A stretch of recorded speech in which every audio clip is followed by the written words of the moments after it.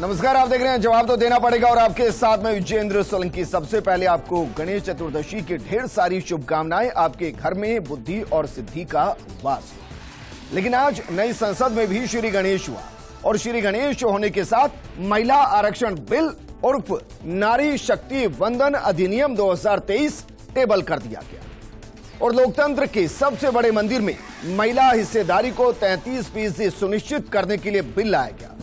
वैसे भी कहते हैं कि यत्र नारेषु पूजन्ते रमन्ते तत्र देवता, तो क्या लोकतंत्र के मंदिर में नारी की संख्या बढ़ने से देवताओं का आशीर्वाद मिल जाएगा, बढ़ जाएगा। माहौल कुछ ऐसा ही बनाया जा रहा है कि हर पार्टी क्रेडिट लेना चाह रही है कि यह बिल हमारा है, हम हैं महिलाओं के आरक्षण के सच्चे झंडे बरदार।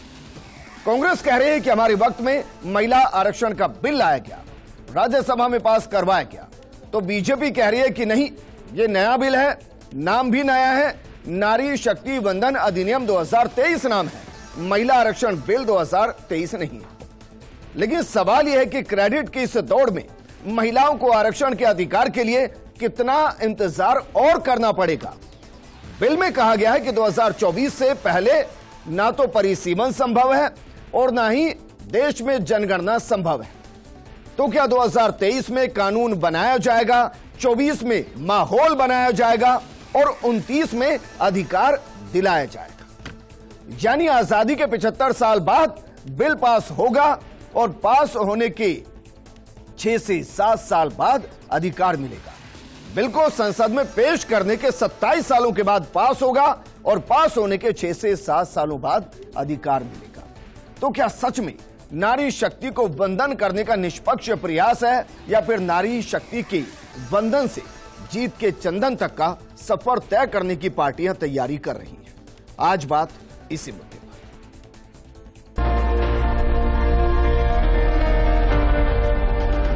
नारी शक्ति की भागीदारी सुनिश्चित करने का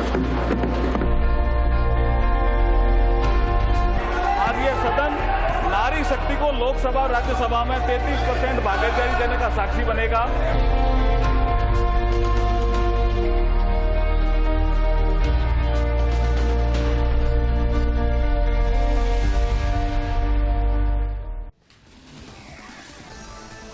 तो चलिए, कानून जब आएगा तब आएगा, लेकिन वाकई में गर्व की बात है कि नई संसद के अंदर पहला कानून महिलाओं से जुड़ा होगा।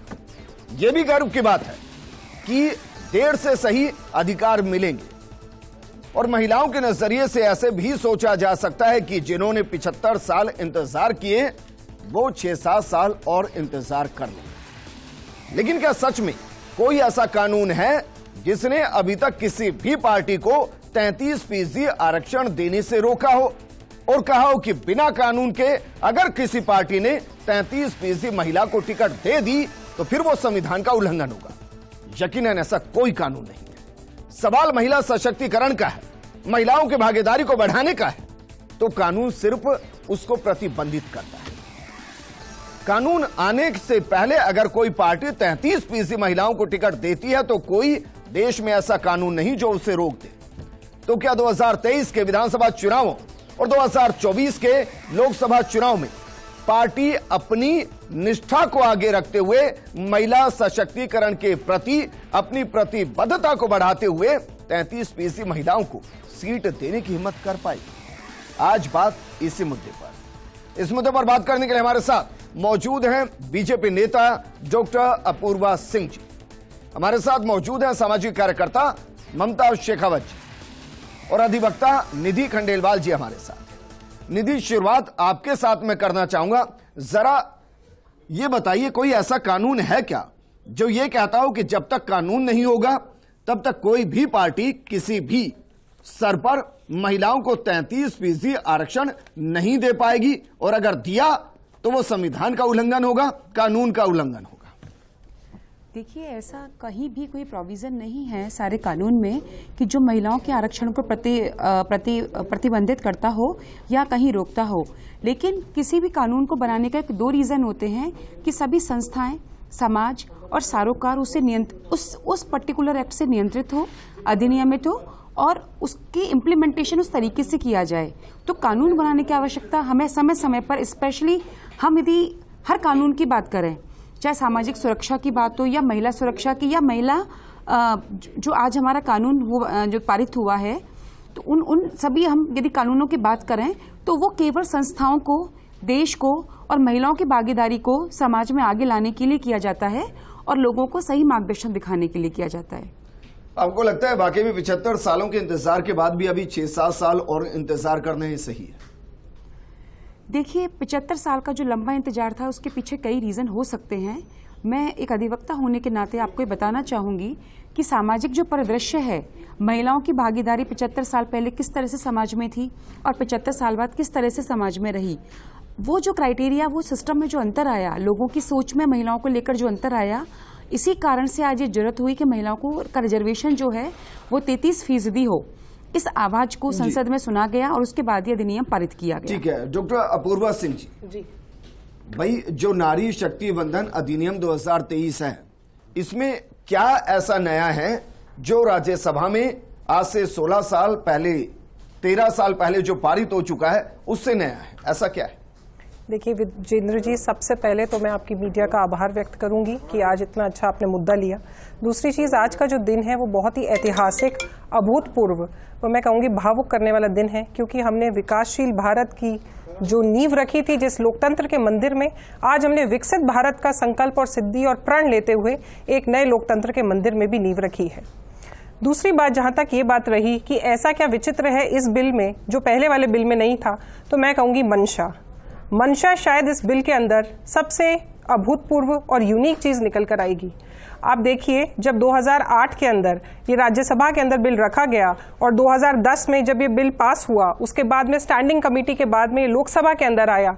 4 साल ये लोकसभा के अंदर रखा रहा, इस बिल पे कोई डिस्कशन नहीं हुआ, इस बिल को लाने की कोई मंशा नजर नहीं आई, क्योंकि दलों के अंदर एक मतभेद सा था कि अगर आप, तो मैम आप ये कह रहे हैं कि भाई 2014 से और 2023 तक बहुमत की सरकार में भी वो मंशा नहीं थी कि इस बिल को लाया जा सके, आप ये कह रहे हैं? देखिए, मैं ये बात आपको 2010 से 2014 की कर रही हूँ। जहां तक बात रही 2014 से लेकर 2023 तक हमारी सरकार की, तो मैं आपको ये बताती हूँ कि राजनीतिक सशक्तिकरण से पहले महिलाओं का भौतिक, सामाजिक व आर्थिक सशक्तिकरण होना बहुत आवश्यक था। तो आप ये कह रहे हैं कि 29 तक भौतिक और राजनीतिक और महिला का सामाजिक सशक्तिकरण अभी नहीं होगा, इसलिए 29 से हम इसको लागू करेंगे? मैंने ये नहीं कहा विजेंद्र जी, मैंने ये कहा कि हमारी सरकार इसको अब इसलिए लेकर आई है क्योंकि आर्थिक सशक्तिकरण के रूप में हमने महिलाओं को एक नया आयाम जरूर दिया है जी। आप जनधन खाते देखिए, आप मुद्रा लोन देखिए। मैडम मैं ये कह रहा हूँ भाई 23 में बिल ला रहे हैं जी, 24 में तो लागू नहीं हो रहा है, आप ही कह रहे हैं नहीं लागू हो रहा है, 29 में जाके लागू होगा। देखिए ये परिसीमन, तो क्या मंशा सही है? देखिए मंशा तो बिल्कुल सही है, क्योंकि आज जिस हक की बात उठाई गई है वो हम सभी की माताओं, बहनों और बेटियों के हक के लिए उठाई गई है। मंशा अगर सही है तो मैं मानकर चलूं कि 2023 में जब राजस्थान में बीजेपी टिकटों का बंटवारा कर रही होगी तो मंशा के अनुरूप 33% सीटों पर महिला प्रत्याशी मैदान में होंगी। आज भी और 2024 में भारत मंशा के अनुरूप 33% सीटों पर महिला प्रत्याशी मैदान में होंगी। मंशा के लिए तो किसी कानून की जरूरत है नहीं। विजेंद्र जी, आज भी भारत के इतिहास में अगर सबसे ज्यादा महिला सांसद मौजूद हैं तो इस सत्र में है 82, और अगर आप पॉलिटिकल पार्टिसिपेशन पर बात करेंगे तो आजादी के बाद 14.1% जो ग्राफ अचीव किया है वो हमारी सरकार में अचीव हुआ है। नहीं, मैं तो एक अच्छी बात कर रहा हूं ना मैडम। और जहां तक नियम बनाने की बात है, देखिए नियम बनाना, महिला सशक्तिकरण की है, आप मान रहे हैं, है ना जी? आप ये भी मान रहे हैं कि मंशा 33% आरक्षण देने की है ना मैम जी? तो मंशा के लिए तो कानून की जरूरत नहीं है, आप नहीं है ना विजेंद्र जी? सुनिए, हम तो भाई ऐसा थोड़ी ना है कि कानून आ जाएगा तभी महिलाओं को आरक्षित सीटों पर उतारा जाए। आप तय कर लीजिए 70 सीटों पर उतारना है, राजस्थान में उतार दीजिए। बिल्कुल विजेंद्र जी, आप बिल्कुल सही कह रहे हैं। भारतीय जनता पार्टी तो इसके लिए प्रतिबद्ध भी है, मगर जब हम नियम बनाते हैं तो ये हर एक दल के लिए ये जरूरी हो जाता है। दूसरे दल ये इसलिए भी नियम बनाए जाते हैं विजेंद्र जी, ये इसलिए भी नियम बनाए जाते हैं कि चाहे सरकार हमारी हो ना हो, हमारा दल दे ना दे, पर हर दल के लिए जो है ये आवश्यक हो जाएगा कि 33% महिलाएं आएंगी। नजीर तो पेश कर ही सकते हैं, और ये केवल जो है ना जिक्र, और 33%। आपने तस्वीर देखी है जिसमें पुरानी संसद से और नई संसद की तरफ आ रहे हैं, वो तस्वीर देखिए आपने? बिल्कुल देखी है। चलिए आप मुझे बताइए, क्या उसमें महामहिम राष्ट्रपति हैं जो दोनों सदनों की अध्यक्ष हैं? देखिए, लोकसभा अध्यक्ष हैं उसमें? देखिए राज्यसभा अध्यक्ष हैं उसमें, आप इसको लोकसभा नेता प्रतिपक्ष हैं उसमें, देखिए राज्यसभा नेता प्रतिपक्ष हैं। विजेंद्र जी, क्या बोलने तो लोकतंत्र दीजिए। इनके बिना बनता है? विजेंद्र जी, सबसे ज्यादा पार्टिसिपेशन हमारी पार्टी के टाइम है, ये भी तो आप एक्नॉलेज करिए। आप ये भी तो देखिए कि जब कांग्रेस की सरकार थी या इससे पहले के दल थे तब महिलाओं का कितना पार्टिसिपेशन होता था। आज एक दलित संगीता महिला गर्ग जी, राष्ट्रपति के पद पे जाकर के अगर पदासीन हुई भाई, है, 75 वो सालों भी के आज बाद ये बिल आ रहा है और महिलाओं को अधिकार मिल रहा है। वो अधिकार मिल रहा है, मैं बहुत पॉइंट आउट करके कह रहा हूं मैम, वो अधिकार मिल रहा है जिसको देने की हिम्मत कांग्रेस अपने कार्यकाल में नहीं कर पाई। तो इसका तो वेलकम होना चाहिए, फिर मेरा तेरा क्यों? विजेंद्र जी, सर्वप्रथम तो मैं आज गणेश चतुर्थी है और देश की तमाम मातृशक्ति को बहुत बहुत बधाई और शुभकामनाएं देना चाहती हूँ कि आज गणेश चतुर्थी के दिन नारी शक्ति के लिए, मातृशक्ति के लिए एक ऐसा बिल आया है जिसकी पहल कांग्रेस ने ही करी थी। राजीव गांधी जी का सपना था, क्योंकि उन्होंने नगर निगम में और पंचायती राज में भी उन्होंने महिलाओं को आगे बढ़ाने के लिए, उनके सुदृढ़ीकरण के लिए एक पहल करी थी और उनका एक सपना था कि विधानसभा और संसद में महिलाएं बैठें। कौन से साल की बात करें? देखिए 2010 में सर्वप्रथम सोनिया जी ने सपना पहल कब करी देखा थी। था राजीव गांधी जी ने? कौन से देखिए साल की बात जब नगर पालिका और स्थानीय निकाय चुनाव में 85 की बात करें, 86 की बात करें, कब की कर रहे हैं आप? विजेंद्र जी, मेरी बात पूरी होने दीजिए। मैं ये जानना चाह रहा हूं भाई, मंशा का ही तो सवाल है। जब उन्होंने 85 से 23 तक आकर अगर हम मंशा का ही जिक्र कर रहे हैं तो परिणाम कब आएगा? 2010 में सोनिया जी ने ये बिल राज्यसभा में पास करा दिया था, लेकिन विडंबना ये थी कि लोकसभा में वो पास नहीं हो रहा था। क्यों नहीं हो रहा था? क्योंकि बहुमत कांग्रेस के पास नहीं था और अन्य राजनीतिक दल उस पर उंगलियां उठाते थे। उनकी मंशा नहीं थी, उनकी इच्छा शक्ति नहीं थी कि हम महिलाओं को सम्मान दें, उनका अधिकार दें, उनका हक दें। चलिए मैं बहुत एक छोटा सवाल कर रहा हूं आपसे, लोकसभा में कभी इसको टेबल किया गया? देखिए, मंशा का तो तब पता चलता है ना मैम जब टेबल हो जाए। आप सुनिए, मैं टेबल किया गया इसको? 2017 में पुनः एक चिट्ठी लिखी थी माननीय, अरे मैम चिट्ठी छोड़िए ना, 2010 से लेकर संगीता जी और 2014 तक कम से कम 12 सत्र तो हुए होंगे लोकसभा के। सुनिए, 12 सत्र हुए होंगे ना मैम? राजस्थान की बात 12 सत्रों में बिल्कुल एक हुआ बार था, भी इसको टेबल किया गया? विजेंद्र जी, बिल्कुल हुआ था। 2017 में चिट्ठी लिखी, उसके बाद पार्लियामेंट में आवाज उठाई गई और राजस्थान में 2010 से लेकर 14 के बीच में लोकसभा में क्या इसको टेबल किया गया?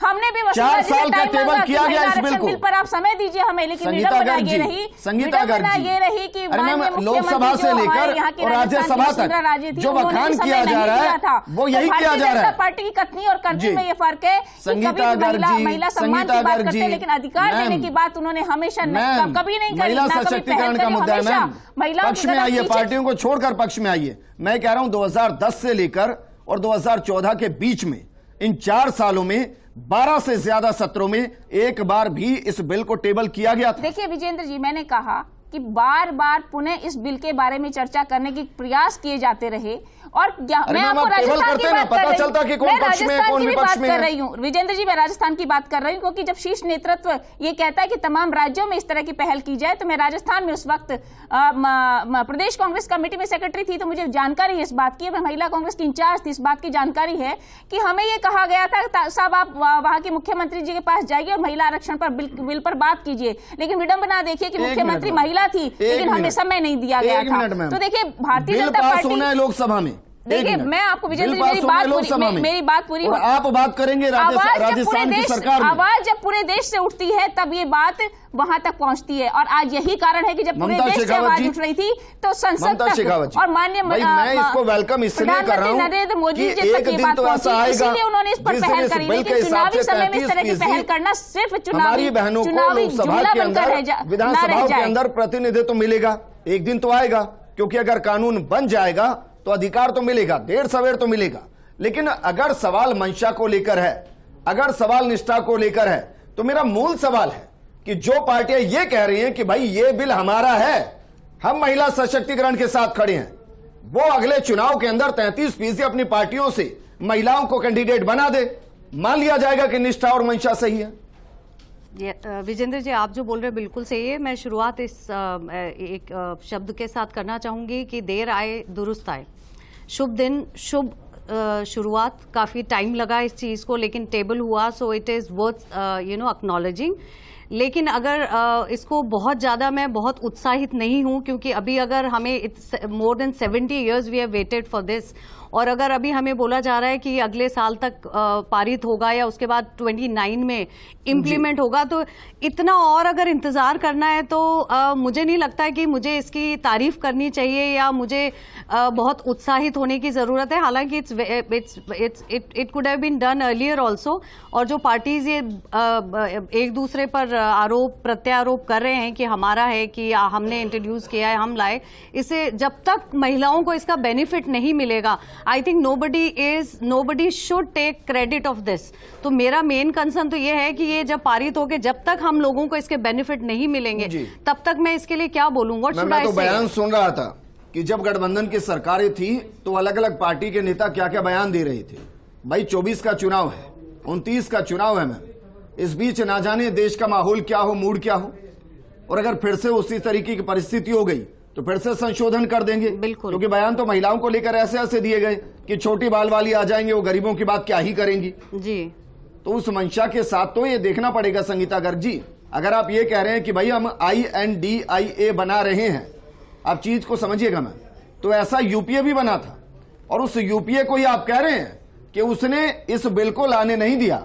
तो अगर आपका INDIA आ गया और उसने फिर कह दिया कि नहीं छोटे बाल वाली आ जाएंगी, इससे सामाजिक समरसता बिगड़ जाएगी, महिलाओं ग्रामीण महिलाओं का अधिकार छिन जाएगा, फिर क्या करेंगी? विजेंद्र जी देखिए, जब महिला चौके चूल्हे से निकलकर सामाजिक दृष्टि से, आर्थिक दृष्टि से जब परिपक्व हुई, सक्षम हुई, सुदृढ़ हुई, तो एक विचार था, राजीव गांधी जी की सोच थी, उसको पटल पर रखने का काम सोनिया गांधी जी ने किया। लेकिन विडंबना ये रही कि हमारे कांग्रेस पार्टी के पास बहुमत नहीं था। निश्चित तौर पे अन्य पार्टियों ने, आप जब INDIA बनाएंगे तो क्या कांग्रेस के पास बहुमत होगा मैम?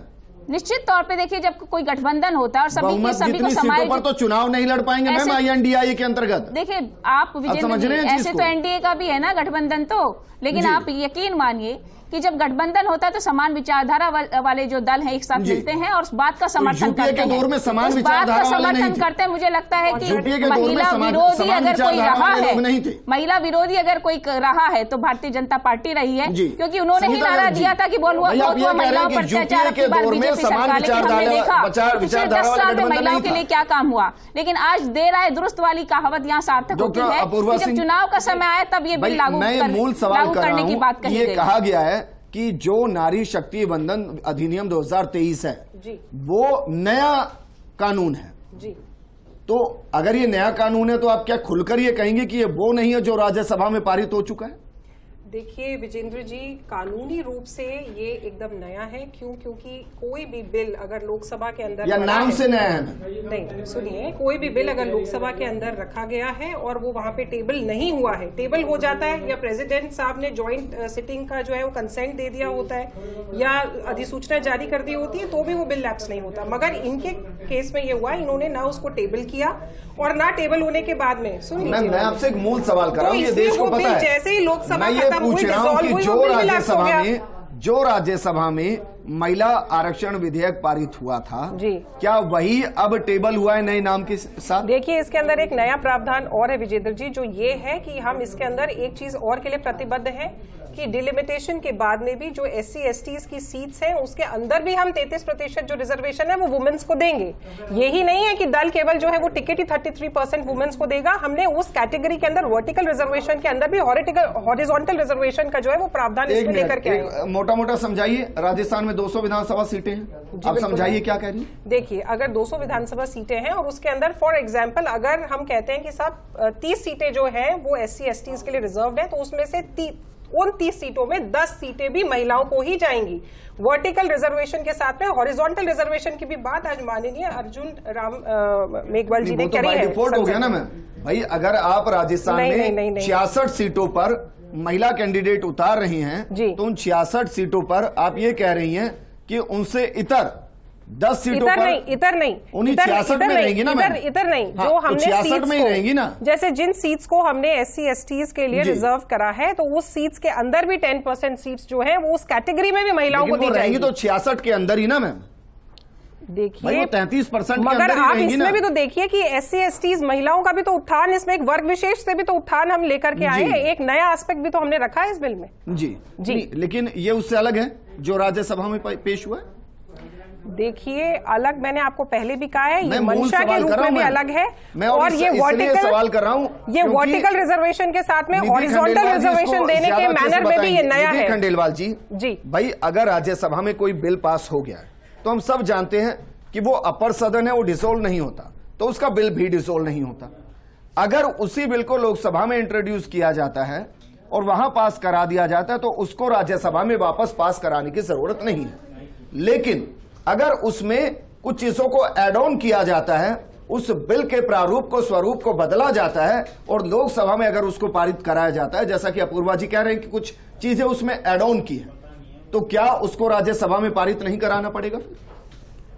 देखिए यहाँ दो विषय हैं, किसी भी कानून को टेबल कराना और एक आपने कहा राज्यसभा से अनुमोदन के बाद लोकसभा में आना। तो इस बारे में मैं पहले तो आपको ये बताऊंगी कि ये अमेंडमेंट हुआ कॉन्स्टिट्यूशन में 128 अमेंडमेंट करके इसको इंट्रोड्यूस किया गया है और इसको नारी शक्ति वंदन अधिनियम के नाम से आज प्रधानमंत्री माननीय नरेंद्र मोदी जी ने लोकसभा में टेबल किया और ये पारित हुआ।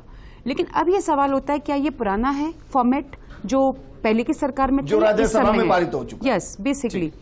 तो इसके लिए सबसे इंपॉर्टेंट चीज ये है कि यदि राज्यसभा से पास होकर ये लोकसभा में आता है और उसमें कुछ एड ऑन नहीं किया जाता तो ये वही माना जाएगा, तब तो कोई समस्या नहीं आती।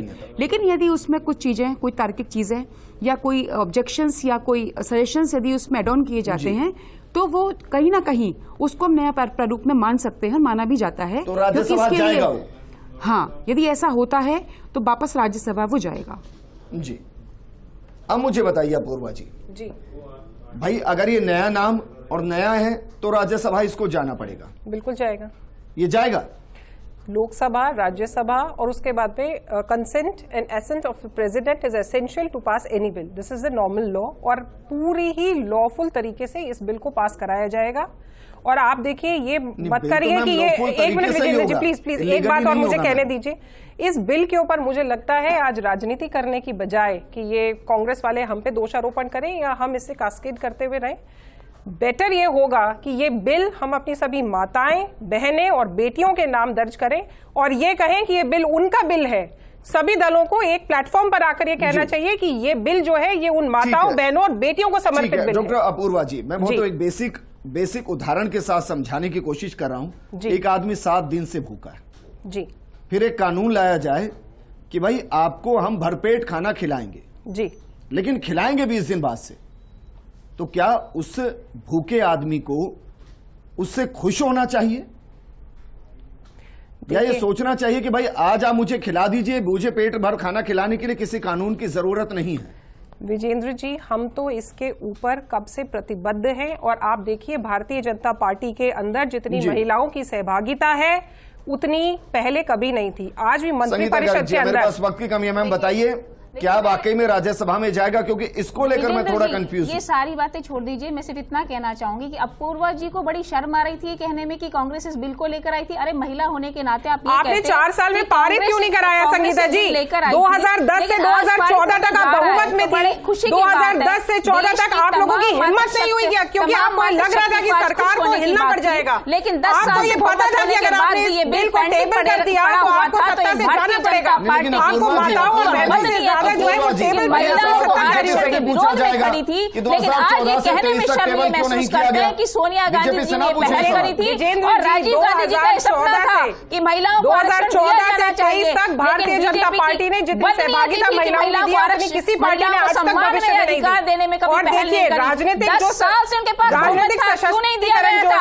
आज जब चुनाव आने लगे का पर्याय होता है, महिलाओं को उसके बिना अगर महिलाओं को सशक्त करेंगे तो वो सशक्तिकरण महिलाओं का है ही नहीं।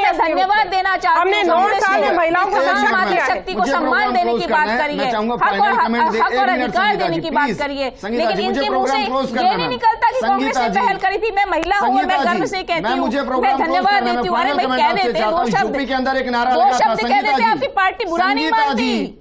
मैम यूपी में एक नारा लगा था, लड़की हूँ लड़ सकती हूँ, और 35% महिलाओं को उतारा गया था। मैं उम्मीद करूं कि 5 राज्यों के जो चुनाव हैं और लोकसभा का जो चुनाव है उसमें 33% महिलाओं को मैदान में उतारा जाएगा चुनाव लड़ने के लिए। विजेंद्र जी सिर्फ हाँ या ना में मैं मंशा तो है ना भाई? बिल्कुल मंशा है। हाँ, और तो आपने हाँ देखा हमारी राष्ट्रीय अध्यक्षा रह चुकी हैं, हाँ सोनिया या जी ना महिला मैम? थी, और आपने देखा हाँ या ना? मैं तो यहाँ पे महिला खड़ी हूँ, मेरे पीठ में मेरे परिवार में कोई राजनीति से नहीं है, लेकिन कहते हैं राजनीति में कोई गॉडफादर होना चाहिए, बिना गॉडफादर के महिलाएं आगे नहीं बढ़ सकती। तो भैया मैं ये कहती हूँ कि महिलाओं को एक सम्मान देने की बात की गई है पूरे देश की महिलाओं को। पहले बोलिए, सुनने दें मुझे। अपूर्वा जी जी, क्या अगले चुनाव में 33% महिलाओं को आरक्षण दिया जाएगा, सीटों पर उनको प्रतिनिधित्व दिया जाएगा? हाँ या ना? विजेंद्र जी 33% तो केवल अभी टेक ऑफ की स्थिति है, हम तो 50% देने के लिए प्रतिबद्ध हैं। तो देंगे ना इस चुनाव में जो भी होंगे? 33% मैंने कहा ये टेक ऑफ की स्थिति है, और हम तो 50% देने के लिए प्रतिबद्ध हैं। जी, नारी शक्ति वंदनीय है, लेकिन मेरा मेन कंसर्न है कि जब तक इसके फ्रूट्स हमें या इसके बेनिफिट्स हमें नहीं मिलेंगे तब तक I think I will be little confuse and disappointed कि इतने सालों के इंतजार के बाद भी अगर हमें और इंतजार करना है तो मैं निशब्द हूं। मेरे पास कोई बहुत इसकी तारीफ करने के लिए या इसको क्रिटिसाइज करने के लिए there is nothing. So I am looking forward कि हमें महिलाओं को ये अधिकार मिले। आपको लग रहा है कि चुनाव से पहले इसको कम से कम कानून का रूप तो दिया ही जा सकता है? देखिए, जब कोई भी अधिनियम जब पास होता है किसी भी संसद से या कहीं विधानसभा से, तो उस अधिनियम की पालना सुनिश्चित की जाने के लिए उसके कुछ सिस्टम होते हैं, कानूनी कई अड़चनें होती हैं जिन्हें पार किया जाना आवश्यक है। लेकिन चूंकि अधिनियम पास हुआ, तो अधिनियम पास होने के कारण मैं एक महिला अधिवक्ता होने के कारण पूर्ण तरह आश्वस्त हूँ कि जो चीज़ें 70 सालों से, जैसा मैं भी सुन रही हूँ उस चर्चा में, पेंडिंग थी, या जो हम पढ़ रहे हैं और जो हम समझ रहे हैं कि विगत 30 सालों से 27 सालों से जो चीज़ें पेंडिंग थी महिलाओं की सुरक्षाओं को लेकर, महिलाओं के अधिकारों को लेकर, वो चीज़ें कम फॉरवर्ड हुई, आगे आई हैं। और उन्हें लागू करने में या उस प्रारूप को सामाजिक स्तर पर या किसी भी स्तर पर लागू करने में कहीं कोई अड़चन है, मुझे ऐसा नहीं लगता।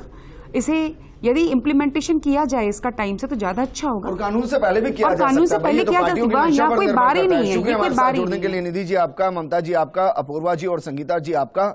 हमने पैनल में 4 महिलाओं को इसलिए इंट्रोड्यूस किया ताकि हमें ये आप तक पहुंचाने में आसानी हो कि पार्टियों के अंदर की महिला नेता इस बिल को लेकर क्या सोच रही है, अधिवक्ता क्या सोच रहे हैं, सामाजिक कार्यकर्ता क्या सोच रहे हैं, क्योंकि उत्थान इन्हीं का होना है। नमस्कार।